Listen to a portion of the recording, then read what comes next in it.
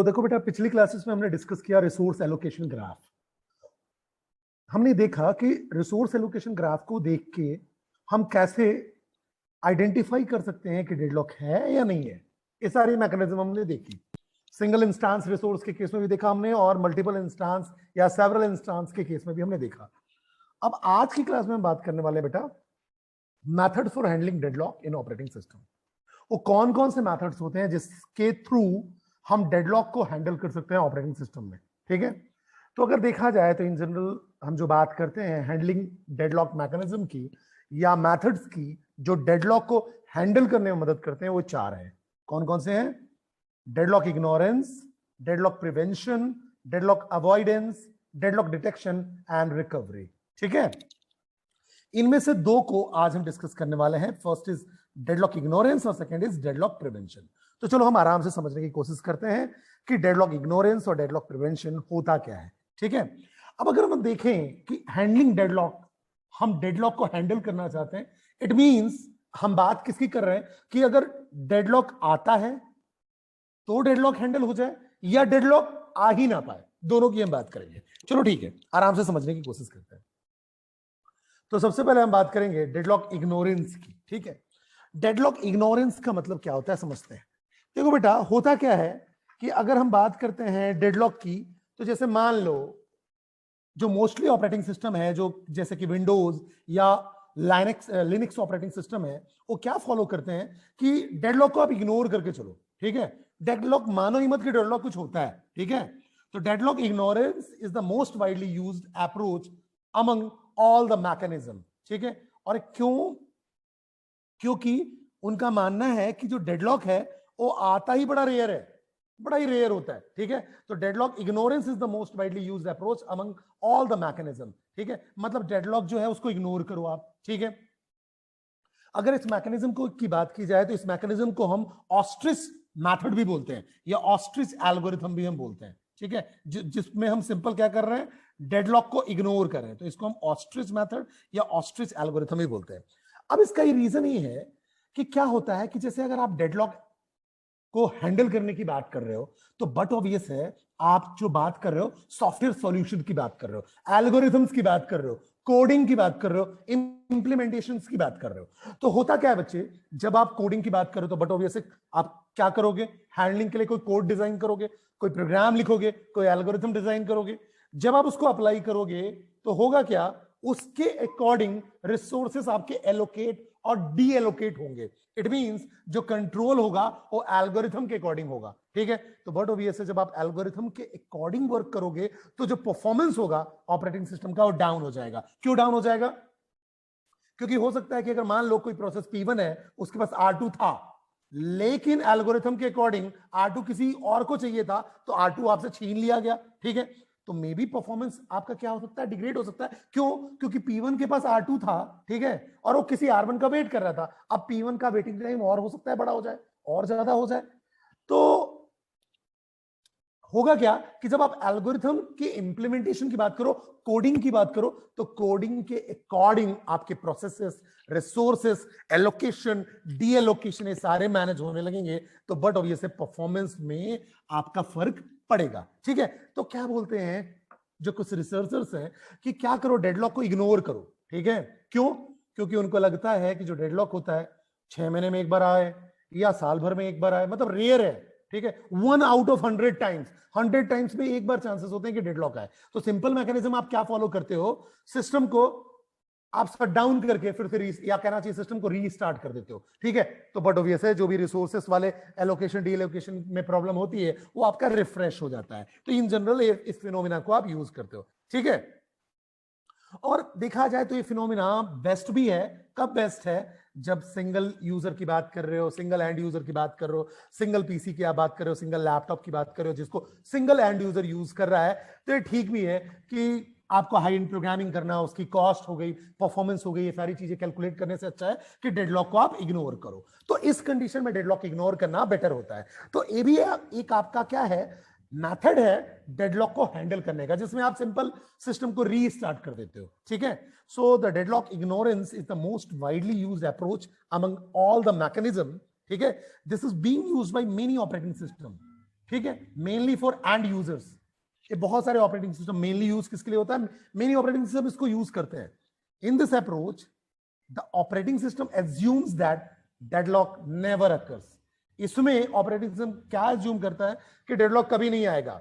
It simply, अगर हम बात करें तो इट सिंपली इग्नोर्स डेडलॉक। ये डेडलॉक को क्या करता है, सिंपली इग्नोर करता है। This approach is best suitable for a single end user system. एक किसके लिए बेस्ट है, deadlock ignorance single end user system के लिए बेस्ट है, where user uses the system only for browsing and all other normal stuff. कोई simple normal programming करनी है, नॉर्मल काम करना है, वर्ड एक्सेल पे वर्क है या ब्राउजिंग रिलेटेड वर्क है, उसके लिए अगर आपका है तो आपको सिंपल सी बात है, डेडलॉक को अवॉइड करने की जरूरत ही नहीं है। ठीक है,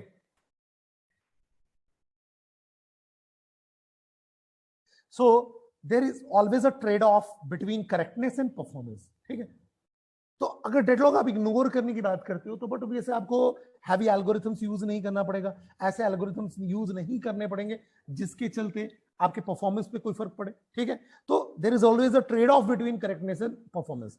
the operating system like Windows and Linux mainly focus upon performance. However, the performance of the system decreases if it uses deadlock handling mechanism. लेकिन बट ऑब्वियस है, जब आप डेडलॉक हैंडलिंग एल्गोरिथम या मैकेनिज्म को यूज करते हो तो performance decrease होगा। ठीक है, the time of deadlock happens 1 out of 100 times, then it is completely unnecessary कि आप उसके लिए एल्गोरिथम लगा के रखो, क्योंकि बहुत ही रेयर चांसेस है कि डेडलॉक आएगा। ठीक है, so in these type of system the user has to simply restart the computer in the case of deadlock. तो इस टाइप के केस में आप सिंपली क्या कर देते हो, सिस्टम को रीस्टार्ट कर देते हो। ठीक है, तो Windows and Linux are mainly using this approach, और इसको हम this method of solving any problem is called ostrich algorithm और ostrich method. Is that clear to all of you, yes और नो? बोलिए बेटा। तो बड़ा ही सिंपल सा मैकेनिज्म है। ठीक है, अब अगले नेक्स्ट हम हैंडलिंग डेडलॉक हैंडलिंग मैकेनिज्म की बात करेंगे। तो इसमें दो चीजें आती हैं, एक होता है डेडलॉक प्रिवेंशन, एक होता है डेडलॉक अवॉइडेंस। ठीक है, आज हम डेडलॉक प्रिवेंशन की बात करने वाले हैं। समझते हैं डेडलॉक प्रिवेंशन का मतलब क्या हुआ। डेडलॉक प्रिवेंशन का मतलब ये हुआ कि डेडलॉक हो उससे पहले ही हम रोक दें, प्रिवेंट कर दें। डेडलॉक हो उससे पहले ही आप उसको क्या कर दो, प्रिवेंट कर दो। क्लियर है? ठीक है, तो हम समझने की कोशिश करेंगे कि डेडलॉक प्रिवेंशन क्या होता है। ठीक है, तो डेडलॉक प्रिवेंशन को हम समझने की कोशिश करते हैं। इसमें अगर बात समझी जाए तो इसका सिंपल सा प्रिवेंशन का मीनिंग ये है कि डेडलॉक अकर होने से पहले उसको स्टॉप करना, या उसके सॉल्यूशन के बारे में बात करना, या उसके सॉल्यूशन को अप्लाई करना। इट मींस अगर डेडलॉक प्रिवेंशन मैकेनिज्म की हम बात कर रहे हैं तो before the deadlock occur we try to find out the solution. Before the deadlock occur we try to find out the solution. ठीक है, अब देखो होता क्या है, जब हम बात करते हैं डेडलॉक प्रिवेंशन की तो हम बात करते हैं उन नेसेसरी कंडीशंस की जिसके चलते डेडलॉक होता है। तो याद करो, 4 कंडीशंस मैंने आपको बताया थे कि चारों कंडीशंस अगर साइमल्टेनियसली एक ही टाइम पे अगर फुलफिल हो रहे हैं तो डेडलॉक होगा। वो कौन कौन से कंडीशंस थे बताओ, जो नेसेसरी कंडीशंस है डेडलॉक की, कि अगर वो चारों कंडीशन फुलफिल होंगे तो डेडलॉक होगा ही होगा। कौन कौन से कंडीशन है बताते चलो मुझे। म्यूचुअल एक्सक्लूजन, पहला था म्यूचुअल एक्सक्लूजन। म्यूचुअल एक्सक्लूजन, ठीक है, म्यूचुअल एक्सक्लूजन मतलब पहली कंडीशन म्यूचुअल एक्सक्लूजन की सेटिस्फाई हो गई तो इसका मतलब डेडलॉक हो सकता है। दूसरी कंडीशन क्या थी बेटा? Hold and wait. Hold and wait, hold and wait. हाँ बेटा बोल। सर निखिल की सर क्लास सर ज्वाइन नहीं हो रही है, रिमूव बाय होस्ट आ रहा है उसके। कोशिश करो अगर हो जाए, मैंने तो अलाउ किया हुआ है। ठीक है जी सर, उसके सर ये इशू आ रहा है, removed by host and join. Okay, तो अब तो कुछ कर नहीं सकते, अगर ज्वाइन हो रहा है तो करवा दो। ठीक है, मैंने तो रिमूव किया नहीं, पहले से रिमूव होगा।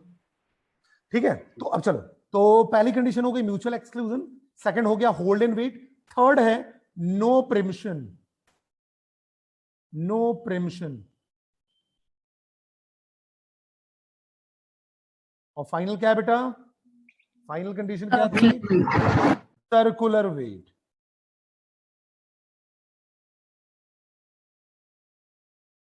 तो देखो ये 4 नेसेसरी कंडीशंस मैंने आपको पढ़ाए थे कि अगर ये चारों साइमल्टेनियसली एक ही टाइम पे अगर होते हैं तो सिस्टम जो होगा डेडलॉक में होगा, मतलब उस सिस्टम में डेडलॉक है, ये कंफर्म है। ठीक है, कौन कौन सा? Mutual exclusion, hold and wait, no preemption और सर्कुलर वेट। ठीक है, चलिए अच्छी बात है। इट मींस अगर मेरे को डेडलॉक को प्रिवेंट करना है, आने से पहले ही रोकना है, तो मैं क्या करूं?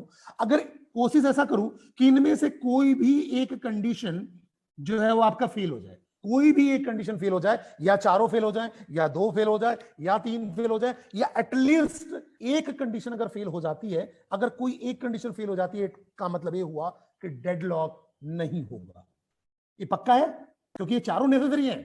अगर ये चारों नेसेसरी हैं तो इट मींस इनमें से किसी एक को भी अगर आपने फेल कर दिया तो डेडलॉक प्रिवेंट कर लोगे, डेडलॉक पे नहीं होगा, मतलब वो सिस्टम जो है डेडलॉक में नहीं फंसेगा, डेडलॉक में ट्रैप नहीं होगा, या डेडलॉक नहीं आएगा। ठीक है, या चारों के चारों आप फेल कर दो, 2 फेल कर दो, 3 फेल कर दो, एटलीस्ट 1 को फेल कर दो तो डेडलॉक नहीं होगा। तो it means deadlock happens only when mutual exclusion, hold and wait, no preemption and circular wait hold simultaneously. ठीक है, if it is possible to violate or false one of the 4 conditions at any time, then deadlock can never occur in the system. ठीक है, तो हमें यही कोशिश करनी है। ठीक है, so the idea behind this approach is very simple, that we have to fail one of the 4 conditions, but this can be a big argument on its physical implementation in the system. Idea तो बड़ा ही simple लगा, मैंने आपको बता दिया कि चलो एक काम करो, इन चारों में से किसी एक को फेल कर दो, लेकिन इसको रियल टाइम पे इंप्लीमेंट करना टफ है। रियल टाइम में इंप्लीमेंट करना टफ है। क्या टफनेस है ये हम देखेंगे। ठीक है, अभी समझेंगे। सो डेडलॉक ना आ पाए उससे पहले ही हम प्रिवेंट करेंगे। तो प्रिवेंशन के लिए हमको मैकेनिज्म क्या फॉलो करनी पड़ेगी? जो नेसेसरी कंडीशन है उनको फेल कर दो, उनमें से कम एक को फेल कर दो। लेकिन बट ऑब्वियस है the physical implementation of this particular phenomena जो कि हम डिस्कस कर रहे हैं इज टफ। ये टफ है बेटा, क्यों टफ है इसको हम डिस्कस करेंगे। चलिए ठीक है, तो ये बात हमको समझ में आ गई। So it is very important to prevent a deadlock before it can occur. So the system checks each transaction before it is executed to make sure it does not lead to deadlock. तो हमें क्या करना पड़ेगा? हर transaction को check करना पड़ेगा कि इसके चलते डेडलॉक तो नहीं आ रहा है. If there is even a slight chance that a transaction may lead to deadlock in the future, उसको फिर हम अलाउ नहीं करेंगे. अगर हमको लगता है थोड़ा भी चांस है कि इस ट्रांजेक्शन से डेडलॉक हो सकता है तो that particular transaction is never allowed to execute. So but obviously you have to violate one of the necessary condition from these 4, like mutual exclusion, hold and wait, no preemption, circular wait. चलिए एक एक करके हम देखते हैं, एक एक करके समझने की कोशिश करते हैं. ठीक है, तो देखो बेटा, सबसे पहले अगर मैं बात करूं तो म्यूचुअल एक्सक्लूजन की बात करूं.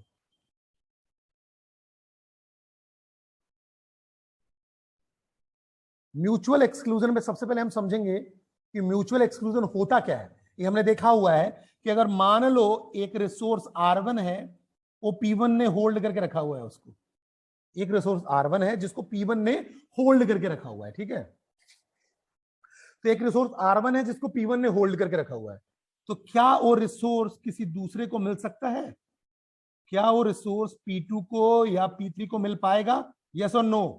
अगर R1 अगर P1 को मिला हुआ है तो पक्का है कि R1 P2 को नहीं मिल पाएगा, P3 को नहीं मिल पाएगा. ये तो मुझे पता है. ठीक है, क्योंकि रिसोर्सेज शेयरेबल नहीं है, 1-to-1 रिलेशनशिप है. ठीक है, तो म्यूचुअल एक्सक्लूजन क्या बोलता है? There should be a resource that can only be held by one process at a time.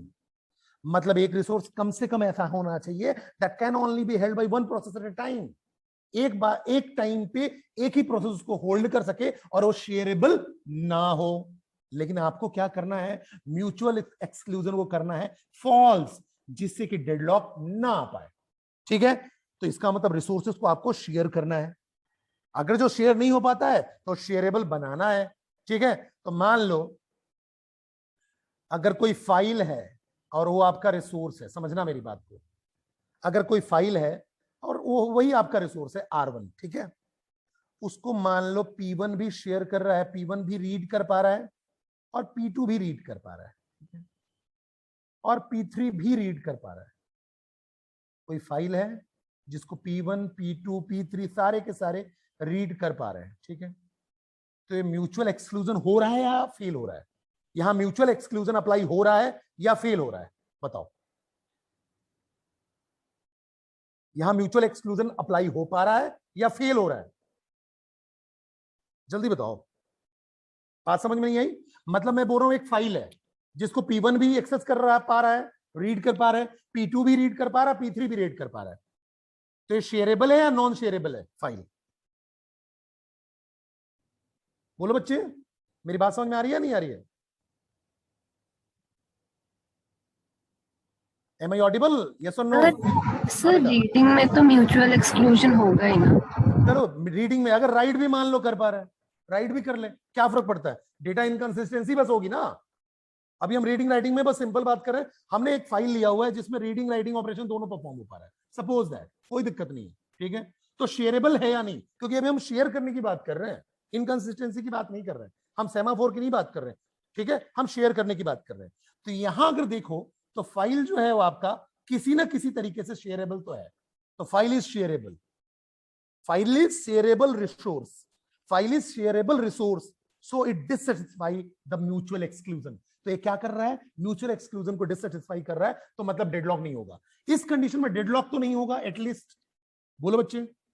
Yes sir. इस कंडीशन में डेडलॉक नहीं होगा, ठीक है, अच्छी बात है, समझ में आ गई मुझे, ठीक है? लेकिन बेटा ऐसा हम हमेशा नहीं होगा, ऐसा हमेशा नहीं होगा, मैं बताता हूं क्यों, ठीक है? जैसे मान लो अगर प्रिंटर है, सपोज दैट, दूसरा एग्जांपल ले रहे हैं बेटा मैं, और दूसरा एग्जांपल ये है प्रिंटर का। अब प्रिंटर की बात करते हैं बेटा, प्रिंटर की बात करें तो प्रिंटर सपोज दैट P1 ने शेयर किया हुआ है, P2 भी शेयर किया, नेटवर्क में है प्रिंटर, P2 ने भी शेयर किया हुआ है और P3 ने भी शेयर किया हुआ है। और प्रिंटर आपका रिसोर्स है, P1 P2 P3 प्रोसेसेस ने शेयर किया हुआ है। लेकिन प्रिंटर को हम शेयरेबल बोलेंगे कि नॉन शेयरेबल बोलेंगे? Not shareable. नॉन शेयरेबल बोलेंगे, बोलो क्यों? अब आप कुछ भी कर लो, प्रिंटर को आप शेयरेबल नहीं बोल सकते। क्यों नहीं बोल सकते बेटा? रीजन ये है, हाँ बोलो बेटा बोलो। क्योंकि एक बार में एक ही प्रिंटर यूज कर सकता है। एक बार में एक ही प्रोसेस प्रिंटर यूज कर पाएगा, क्योंकि दिक्कत क्या है कि अगर P1 ने कमांड फायर किया प्रिंट का, और P2 ने कमांड फायर किया और P3 ने कमांड फायर किया, तो मैंने आपको स्पूलिंग का कंसेप्ट बताया था। प्रिंटर का एक स्पूलिंग होता है, वहां क्या हो जाएगा? P1 आ जाएगा वेटिंग स्पूल में, फिर P2 आ जाएगा और P3 आ जाएगा। जब तक P1 पूरा का पूरा एग्जीक्यूट ना हो जाए, जब तक P1 के पूरे पेजेस, मान लो उसने पेजेस प्रिंट दिए हुए, जब तक कि पूरे के पूरे पेज प्रिंट ना हो जाए, P2 को मौका नहीं मिलेगा, फिर P3 को भी मौका नहीं मिलेगा, जब तक कि P2 का पूरा पेज प्रिंट ना हो जाए। तो बट ऑब्वियस है, एक बार में अगर देखा जाए तो P1 अगर यूज कर रहा है तो P2 यूज नहीं कर पाएगा, P3 यूज नहीं कर पाएगा। तो यहां तो आप कैसे भी म्यूचुअल एक्सक्लूजन को वायोलेट या फॉल्स नहीं कर सकते हो। It means a printer is a non-shareable resources, cannot use by several processes at a time, ठीक है? तो यहां तो आपका म्यूचुअल एक्सक्लूजन फेल नहीं होगा, ठीक है? So it is not possible to make every non-shareable resources to shareable। ऐसा नहीं है कि हर नॉन शेयरेबल रिसोर्स को आप शेयरेबल बना दो। जैसे मैंने फाइल को बना दिया था कि चल भाई सब लोग रीड कर लो, कोई बात नहीं, फाइल तो बन सकता है, चलो राइट भी कर लो, इनकंसिस्टेंसी आएगी लेकिन राइट भी कर लो, ठीक है? लेकिन प्रिंटर को आप किसी भी तरीके से शेयरेबल नहीं बना सकते हो। So it is not possible to make every non shareable resources to shareable resources, as it depends on hardware properties. Resources के हार्डवेयर प्रॉपर्टीज पे डिपेंड करता है कि वो शेयरेबल हो पाएगा या नहीं हो पाएगा, ठीक है? तो बट ऑब्वियस है, it is very hard to make it false. तो म्यूचुअल एक्सक्लूजन में भी आप देखो तो बहुत ही हार्ड है, ठीक है, टफ है, टास्क टफ है कि सारे नॉन शेयरेबल रिसोर्सेज को हम शेयरेबल बना दें। It is very tough, it is very hard, ठीक है? ये बात समझ में आई? लेकिन हाँ, एक तरीका है जिसमें आप म्यूचुअल एक्सक्लूजन को अगर फॉल्स कर पाओ बच्चे, तो म्यूचुअल एक्सक्लूजन अगर फॉल्स होता है तो आप डेडलॉक को प्रिवेंट कर सकते हो। Is that clear to all of you? Yes और नो बोलिए बच्चे। Yes sir. गुड, ठीक है। दूसरी बात करते हैं बेटा, समझने की कोशिश करते हैं। दूसरा कंडीशन है आपका होल्ड एंड वेट का, होल्ड एंड वेट का, ठीक है? होल्ड एंड वेट में होता क्या है कि जैसे मान लो अगर अपन बात करें कोई रिसोर्स है R1, ठीक है, सिंगल इंस्टेंस का रिसोर्स है R1, ठीक है, और R1 जो है एलोकेटेड है P1 को, और P1 जो है वो रिक्वेस्ट कर रहा है R2 के लिए, सिंगल इंस्टेंस है ये भी, ये सिंगल इंस्टेंस मान लो, ठीक है, और R2 जो है वो एलोकेटेड है P2 को, और P2 रिक्वेस्ट कर रहा है R1 के लिए। तो यहां देखो P1 ने क्या होल्ड करके रखा है R1 को, और R2 का वेट कर रहा है, ठीक है। यहां देखो होल्ड एंड वेट की अगर हम बात करें तो P1 ने क्या किया हुआ है, R1 को होल्ड करके रखा है और R2 की रिक्वेस्ट कर रहा है, और P2 ने R2 को होल्ड करके रखा हुआ है और R1 की रिक्वेस्ट कर रहा है। तो जो मतलब P1 को चाहिए वो P2 के पास होल्ड किया हुआ है, और जो P2 को चाहिए वो P1 ने होल्ड करके रखा है। इस कंडीशन को हम क्या बोलते हैं, होल्ड एंड वेट। ये भी आपकी नेसेसरी कंडीशन होती है डेडलॉक की, मतलब अगर होल्ड एंड वेट सेटिस्फाई हो रहा है तो डेडलॉक हो सकता है, ठीक है।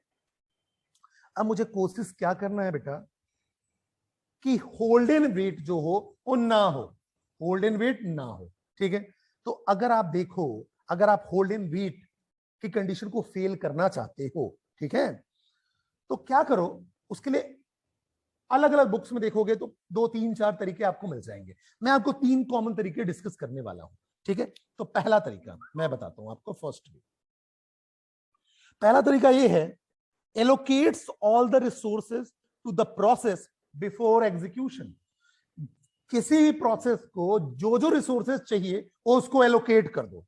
इसका मतलब ओनली एलोकेशन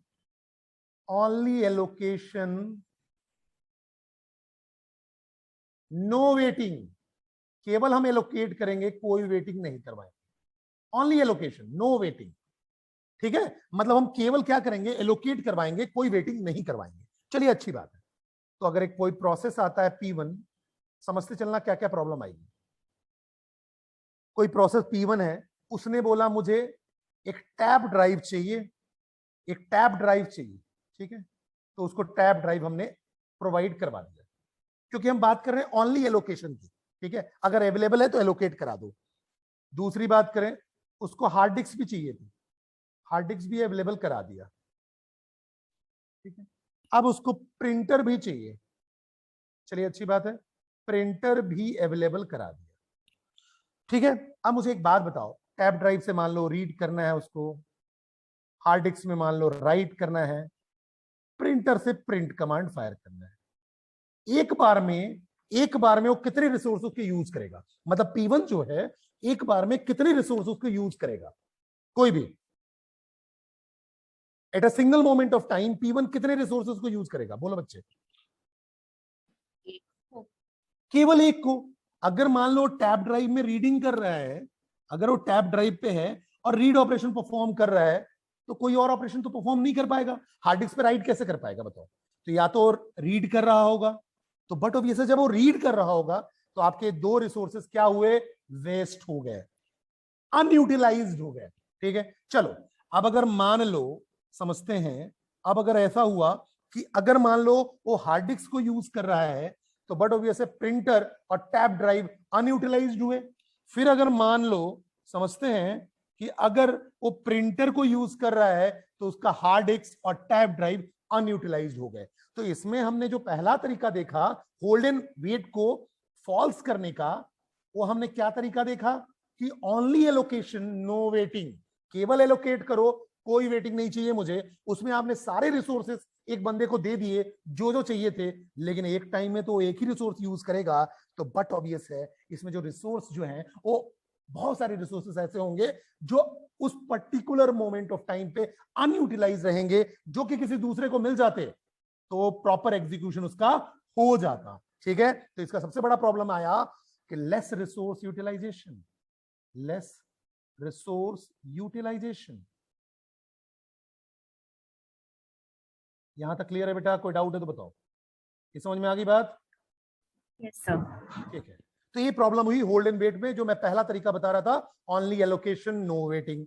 चलिए अच्छी बात है, दूसरे तरीके की बात करते हैं। दूसरा तरीका ये कहता है कि चलो आप क्या कहते हैं, only allocation and no waiting की बात ना करते हुए दूसरी बात करें कि एक काम करो, रिलीज करो तब रिक्वेस्ट करो। जो आपके पास रिसोर्स है, रिसोर्स रिलीज करो एंड रिक्वेस्ट करो। ठीक है, मतलब रिसोर्स को क्या करो, आप रिलीज करो, देन रिसोर्स नया आपको डिमांड कर रहा है तो डिमांड करो। जैसे कि मान लो कोई प्रोसेस P1 है,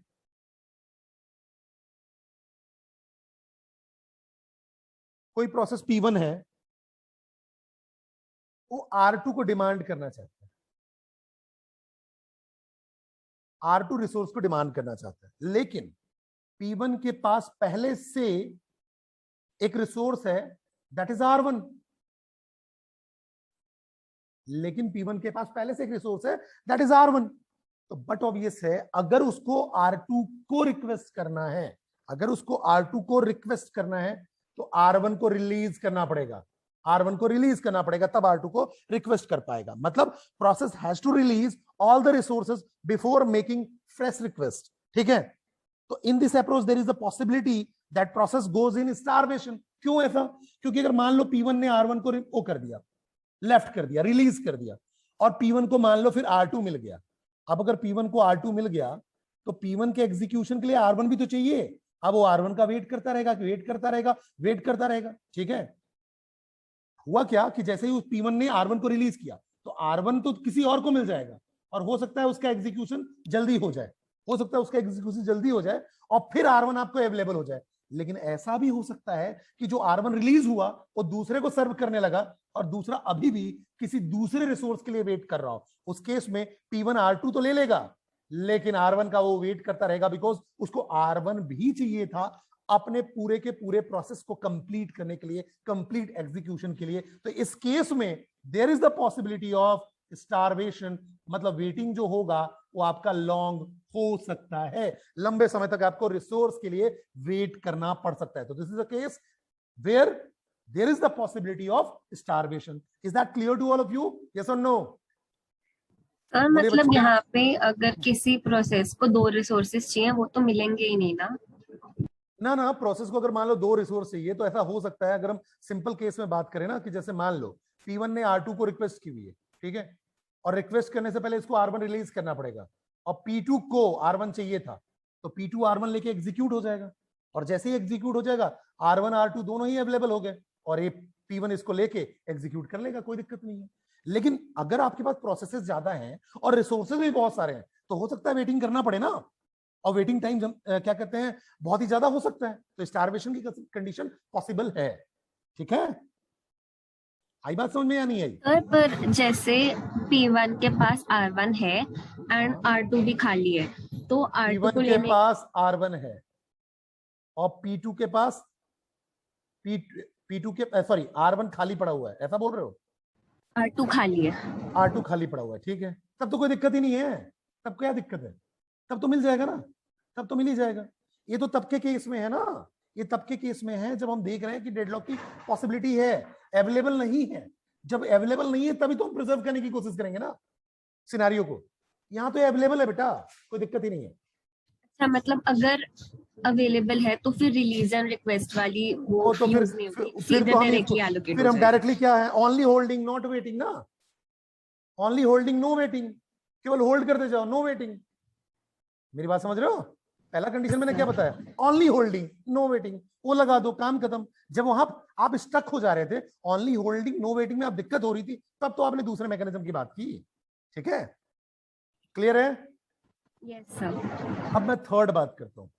अगर मैं थर्ड बोलूं बेटा, तो थर्ड में ऐसा कर दो, आप टाइम स्लाइस ले लो। आप क्या कर लो, टाइम स्लाइस की बात करो, या आप बात करो टाइम क्वांटम की। ठीक है, टाइम स्लाइस या टाइम क्वांटम, ठीक है, या टाइम स्टैम्प की बात करो, टाइम स्टैम्प की बात करो। थर्ड तरीका आप ये भी अप्लाई कर सकते हो। मतलब कैसे? क्या करो, जो रिसोर्सेस है, मान लो R1 R2 और ऐसे करके Rn, इन सब का हमने एक टाइम स्लाइस डिवाइड कर दिया कि भाई ये रिसोर्सेज जो है ना 1 मिनट के लिए ही मिलेंगे। 1 मिनट में आप एग्जीक्यूट हो गए तो हो गए, अदरवाइज जितना भी आपका एग्जीक्यूशन हो गया वो आपका प्रोसेस कंट्रोल ब्लॉक में सेव हो जाएगा। ठीक है, फिर उसके बाद जब आपको फिर से मौका मिलेगा फिर आप एग्जीक्यूट हो जाना। तो सबको इक्वल चांसेस होंगे रिसोर्स के मिलने के। तो मतलब ये क्या हो जाएगा, स्टारवेशन तो आ सकती है, यहां स्टारवेशन तो आ सकता है, लेकिन डेडलॉक नहीं आएगा। क्यों? क्योंकि यहां कोई भी बंदा एक रिसोर्स को होल्ड करके बैठ ही नहीं पाएगा। क्यों? 1 मिनट के बाद वो रिसोर्स पक्का है कि दूसरे के पास चला जाएगा, 1 मिनट के बाद फिर वो तीसरे के पास चला जाएगा, फिर फोर्थ के बाद, फिर 1, फिर 2, फिर 3, फिर 4।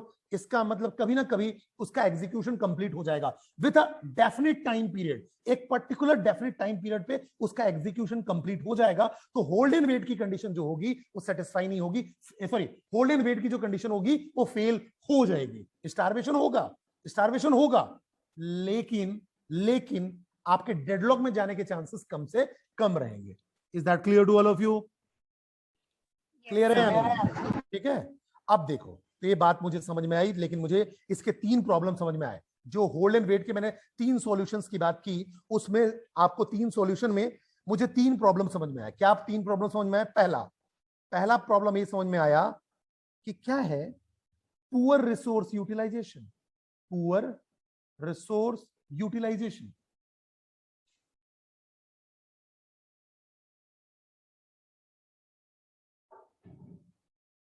Poor resource utilization. दूसरी बात करें हम, तो दूसरा प्रॉब्लम समझ में आया मुझे possibility of starvation. Possibility of starvation, तो स्टारवेशन की प्रॉब्लम आ सकती है, ये मुझे समझ में आ गया। तीसरी प्रॉब्लम अगर हम समझें, तो तीसरा प्रॉब्लम ये भी हो सकता है we don't know in advance all the resources. तो we don't know about all the resources required. ये भी तो बात है, मुझे पहले से ही पता नहीं है ना कि कौन कौन से रिसोर्सेज रिक्वायर्ड होंगे। तो 3 प्रॉब्लम है इन सॉल्यूशंस की जो हमने सॉल्यूशन डिस्कस किए। Poor resource utilization, possibility of starvation and all the resource required. We don't know कि कौन कौन से रिसोर्स मुझे रिक्वायर्ड होंगे। ठीक है। अब नेक्स्ट बात करते हैं third mandatory condition, that is no preemption. No preemption. अब नो प्रीएम्पशन का मतलब क्या होता है कि एक बार अगर किसी को सीपीयू मिल गया किसी भी प्रोसेस को, तो बिना एग्जीक्यूट हुए वो बाहर नहीं आएगा। ठीक है। लेकिन अगर मान लो प्रोसेस को अगर हम प्रीएम्प्ट कर दें, तो जो रिसोर्सेज प्रोसेस ने होल्ड किया हुआ है वो रिलीज हो जाएगा। जैसे कि देखो, समझते हैं, सपोज दैट एक R1 रिसोर्स है जिसके पास एक इंस्टेंस है। ठीक है। वो एलोकेटेड है P1 को। वो आपका किसको एलोकेटेड है? P1 को। P1 जो है वो क्या कर रहा है? R2 को रिक्वेस्ट कर रहा है, उसे R2 भी चाहिए, तो R2 को रिक्वेस्ट कर रहा है। 1 इंस्टेंस का ये भी है। और R2 को होल्ड करके रखा है P2 ने। ठीक है। और P2 इज रिक्वेस्टिंग R1। ठीक है, चलिए, अच्छी बात। अब अगर यहां देखो, अगर मैं क्या करूं, ऐसा अगर कर पाऊं,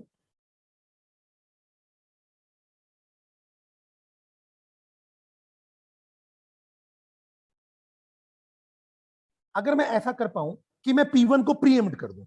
मान लो P1 हो गया प्रीएम्प्ट, ये P1 हो गया प्रीएम्प्ट हो गया, मतलब सिंपल से बात है, उससे सीपीयू छिन गया। जैसे ही छिनेगा वो कहां चला जाएगा? रेडी स्टेट में। वो चला गया रेडी स्टेट में। अगर वो रेडी स्टेट में चला गया तो R1 को उसने कर दिया रिलीज। R1 क्या हो जाएगा? रिलीज। तो P1 को प्रीएम्प्ट कर दिया। ठीक है। तो P1 रेडी स्टेट में चला गया और R1 रिलीज हो गया। R1 जैसे ही रिलीज हुआ, P2 के पास R2 ऑलरेडी था और R1 अवेलेबल हो गया, तो P2 को मिल गया R1 और R2। अब P2 जो है वो आराम से सक्सेसफुली एग्जीक्यूट होगा और सिस्टम से बाहर चला जाएगा। अब वापस से जो P1 जो था रेडी स्टेट में वापस से आएगा, तो उसको R1 R2 अवेलेबल मिलेगा और एग्जीक्यूट हो जाएगा। ये तरीका है। ठीक है। मतलब इसमें हम क्या कर दें? प्रीएम्प्ट कर दें। अगर मैंने प्रीएम्प्ट कर दिया तो प्रीएम्प्ट से मुझे ये फायदा हो रहा है कि क्या हुआ, उस प्रोसेस का जो रिसोर्स है वो रिलीज हो गया और उस रिसोर्स को मैं यूज करके दूसरे प्रोसेस को एग्जीक्यूट करा सकता हूं। और अगर दूसरा प्रोसेस एग्जीक्यूट हो गया प्रॉपरली, तो उसके भी रिसोर्सेज रिलीज हो जाएंगे जो मे भी पहले प्रोसेस को जरूरत में थी। ठीक है। तो अब जब प्रोसेस P1 रेडी स्टेट से वापस से उसको जब सीपीयू मिलेगा, तो प्रॉपरली रिसोर्सेस लेके एग्जीक्यूशन कंप्लीट कर सकता है और डेडलॉक नहीं आएगा। तो नो प्रिम्पशन को फेल हम कैसे करेंगे? प्रिम्पशन करके फेल कर देंगे, प्रिम्प्ट करके फेल कर देंगे। Is that clear to all of you? Yes और नो? बोलिए बच्चे। Yes sir. ठीक है, तो चलो अब बात तो ये समझ में आ गई। ठीक है, ये बात क्लियर हो गई। तो इसका मतलब अगर मैं इसको बड़े ही लेमैन लैंग्वेज में समझूं बेटा, तो मैंने क्या करना चाहा? मैंने कुछ ऐसा करना चाहा कि P1 है और P1 ने रिक्वेस्ट किया R1 को, तो चलो अच्छी बात है। There are two possibilities. What are those? First क्या होगा? R1 जो है वो अवेलेबल है, R1 freely available, sorry freely बोल रहा हूं, R1 अवेलेबल है, ठीक है, R1 फ्री है।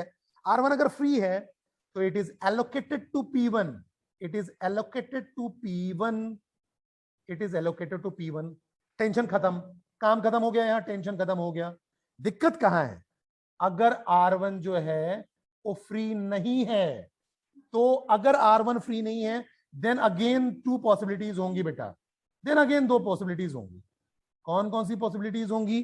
पहली पॉसिबिलिटी ये होगी कि अगर मान लो P2 जो है वो R1 को होल्ड करके रखा हुआ है, P2 ने R1 को होल्ड करके रखा है और ये एग्जीक्यूशन में है, इन एग्जीक्यूशन में है, इन एग्जीक्यूशन में है, ठीक है, ये कैसा है? इन एग्जीक्यूशन में है। तो अगर इन एग्जीक्यूशन है तो हम क्या कर सकते हैं? अगर इन एग्जीक्यूशन में है तो P1 क्या करेगा? वेट करेगा। जैसे ही P2 एग्जीक्यूट हो जाएगा, जैसे ही P2 एग्जीक्यूट हो जाएगा, P1 को मौका मिल जाएगा, क्योंकि P2 क्या था? इन एग्जीक्यूशन में है, ठीक है।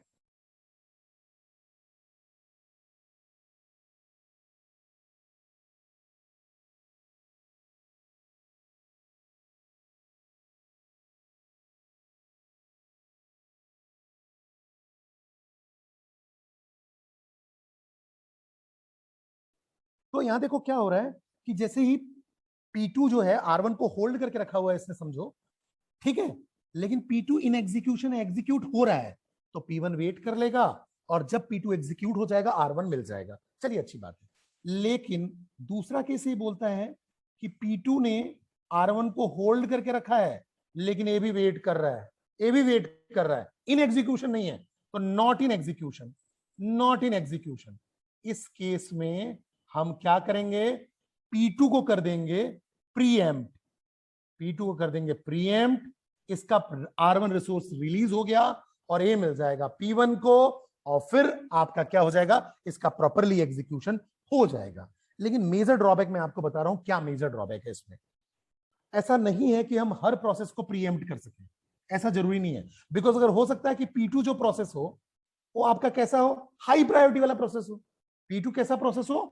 हाई प्रायोरिटी वाला प्रोसेस हो, और P1 लो प्रायोरिटी वाला हो, तो P2 को ही मौका मिलेगा, P1 को मौका नहीं मिलेगा। तो मे भी जरूरी नहीं है कि फोर्सफुली किसी को आप प्रीएम्प्ट कर सको। अगर हाई प्रायोरिटी वाला प्रोसेस है तो बट ऑब्वियस है उसी को मौका मिलेगा, तो इस केस में फेल हो जाएगा। लेकिन हाँ, हम ऐसी टेक्निक अप्लाई कर सकते हैं। तो मेनली डिसएडवांटेज क्या हो गया कि these policies don't applicable to all resources.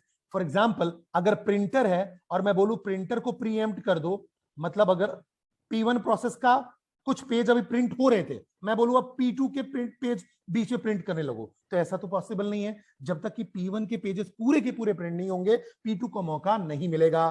तो सीधी सी बात हो गई कि यहां जो है हर समय जो आप पॉलिसीज बात कर रहे हो, it is not applicable to all the resources. For example, printer should not be preempted. Is that clear to all of you? Yes or no? बोलिए बच्चे। P2 हाई प्रायोरिटी का होता तो P1 को प्रीएम्प्ट कर देते ना। अगर हाँ, तो यही मैं कह रहा हूं, लेकिन ना आप समझ नहीं रहे हो, मुझे P2 को ही मान लो प्रीएम्प्ट करना है। क्यों? क्योंकि उसके जो रिसोर्सेस हैं उसको मिल नहीं रहे ना, दिक्कत ये है, रिसोर्सेज नहीं मिल रहे हैं। अगर हाई प्रायोरिटी है और मान लो एक रिसोर्सेज का केवल एक रिसोर्सेज की दिक्कत है, तो हम P1 को प्रीएम्प्ट करके काम चला लेंगे। लेकिन अगर मान लो हमारे पास सेवरल रिसोर्सेज हैं और जो P2 है बहुत सारे रिसोर्सेज का वेट कर रहा है, तो मुझे देखना पड़ेगा उससे भी हाई प्रायोरिटी वाले ने अगर रिसोर्स होल्ड करके रखा है तो देयर आर सेवरल केसेस, फिर केसेस हैं बेटा। क्लियर है इतनी बात? Yes sir. चलो नेक्स्ट हम बात करते हैं सर्कुलर वेट की। अगला और लास्ट यही है आपका सर्कुलर वेट। सर्कुलर वेट आपको पता है कि अगर मान लो P1 ने R1 को रिक्वेस्ट की हुई है, R1 P2 के पास है, और P2 ने R1 को रिक्वेस्ट की हुई है, R1 P1 के पास है। तो देखो इस सर्कुलर फैशन में आपको दिख रहा है, जहां से आप स्टार्ट हो रहे थे वहीं आपका एंड हो रहा है। तो आप क्या कर रहे हो, इसको हम बोलोगे सर्कुलर वेट है। क्यों? क्योंकि P1 R1 का वेट कर रहा है, ठीक है, और P2 R1 का वेट, सॉरी P1 R1 का वेट कर रहा है। यहां गड़बड़ है, ये R2 होगा बेटा। P1 R1 का वेट कर रहा है जो कि P2 के पास है, और P2 R2 का वेट कर रहा है जो कि P1 के पास है। तो ये सर्कुलर वेट हुआ। तो मैं क्या करूंगा कोशिश, try to remove the circular wait from the system. हम ट्राई क्या करेंगे, सर्कुलर वेट को रिमूव करने की कोशिश करेंगे, ठीक है। इसके लिए कुछ फंडामेंटल थिंग्स है बेटा। पहला ये है कि आप क्या करो, all the resources will be assigned with a unique number. Her resource को एक यूनिक नंबर आप असाइन कर दो। हर रिसोर्स को आप क्या असाइन कर दो, यूनिक नंबर, ठीक है, ठीक है। या आप ऐसा बोल सकते हो, just give the numbering to all the resources but it should be unique. Just give the numbering to all the resources but it should be unique. इस बात को ध्यान रखना, ठीक है। तो मैं इसको समझाने की कोशिश करता हूं। सपोज दैट आपके पास R1 से लेकर Rm तक रिसोर्सेस है। आपके पास R1 R2 R3 ऐसे करके Rm से Rm तक रिसोर्सेस है, ठीक है। और ये समझो कि जैसे मान लो हमारा रिसोर्स 1 है, उसको हमने नंबर दे दिया 1, R2 को हमने नंबर दे दिया 2, R3 को हमने नंबर दे दिया 3, R4 को नंबर दे दिया 4, कुछ ऐसा हमने नंबर दे दिया।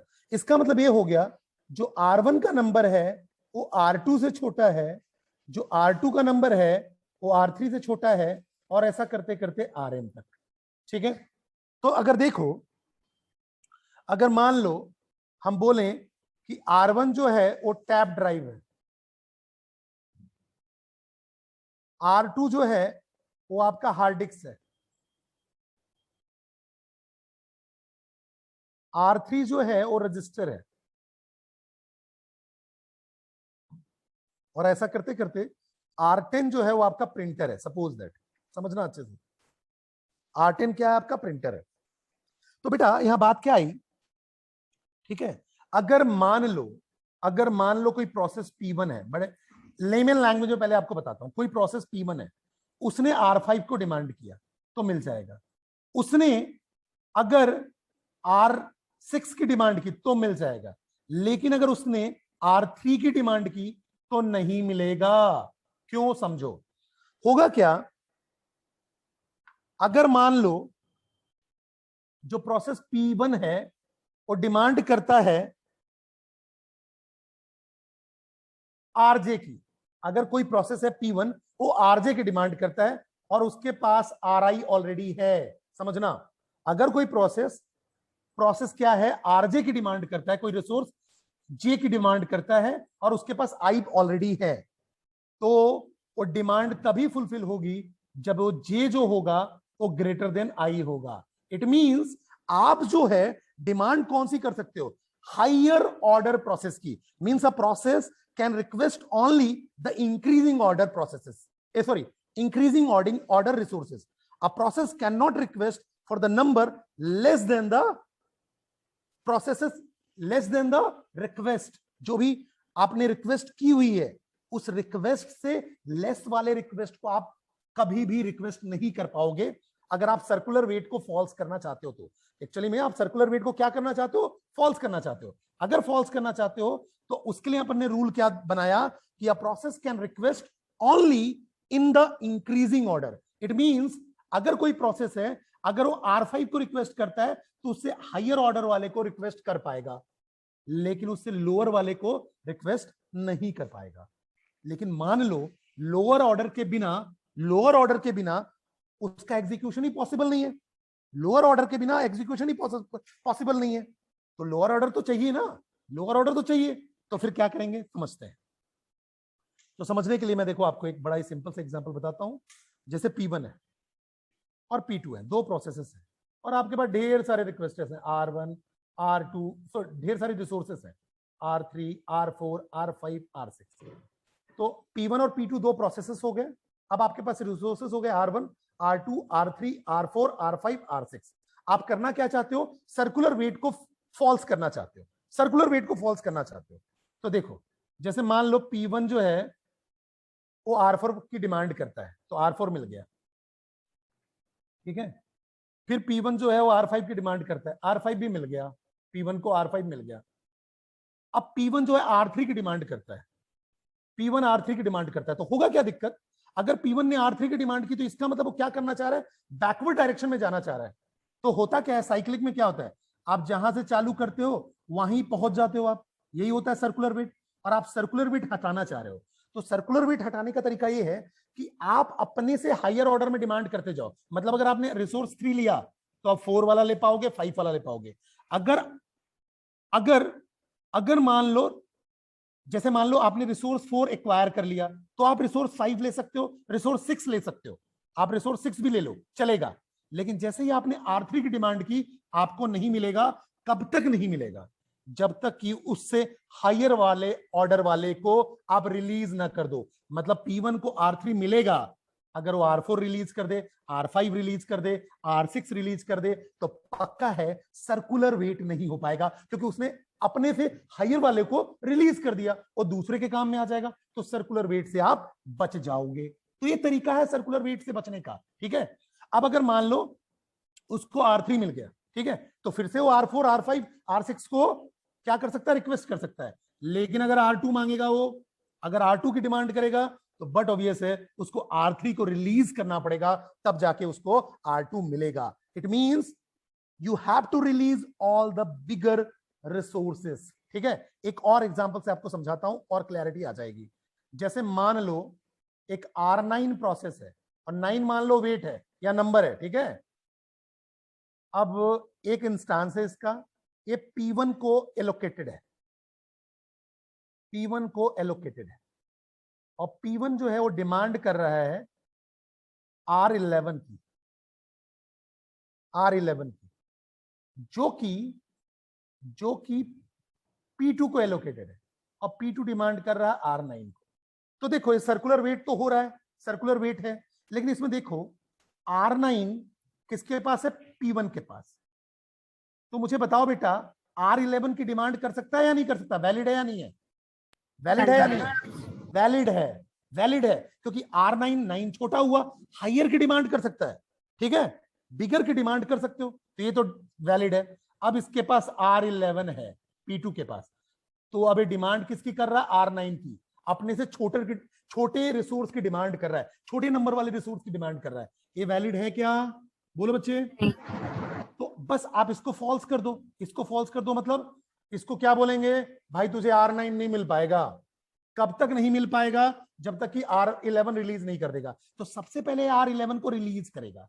जैसे ही R11 रिलीज हुआ, P1 का काम कंप्लीट, इसके पास R9 था और R11 मिल गया, अब ये एग्जीक्यूट हो गया। जैसे ही एग्जीक्यूट होगा फिर P2 को भी अवेलेबल हो जाएगा, तो कोई दिक्कत ही वाली बात नहीं है। तो सर्कुलर वेट नहीं हो पाएगा, सर्कुलर वेट नहीं हो पाएगा। लेकिन देखो इसका एल्गोरिथम इंप्लीमेंटेशन टफ है, इसको इंप्लीमेंट करना टफ है, इसलिए हम कभी कभी बोलते हैं इसका मेजर ड्रॉबैक क्या है। यहां सर्कुलर वेट को फॉल्स करने में मेजर ड्रॉबैक क्या है? परफॉर्मेंस पुअर मिलती है आपको, ठीक है। क्योंकि देखो इसमें से किसी से भी रिसोर्स आप छीन रहे हो, किसी को रिसोर्स एलोकेट कर रहे हो, फिर आपका एल्गोरिथमिक जो बर्डन है वो भी ज्यादा है, बिकॉज आपको मेंटेन क्या करना है? A process can request only in the increasing order, only in the increasing order, ठीक है। क्लियर हो रही बात? तो इसमें चांसेस क्या है? पुअर परफॉर्मेंस की। अदरवाइज इससे हम सर्कुलर वेट को रोक सकते हैं, और सर्कुलर वेट अगर रुक गया तो डेडलॉक नहीं आएगा, क्योंकि एक भी कंडीशन आपका डिससेटिस्फाई हो गया तो डेडलॉक को आप प्रिवेंट कर पाओगे।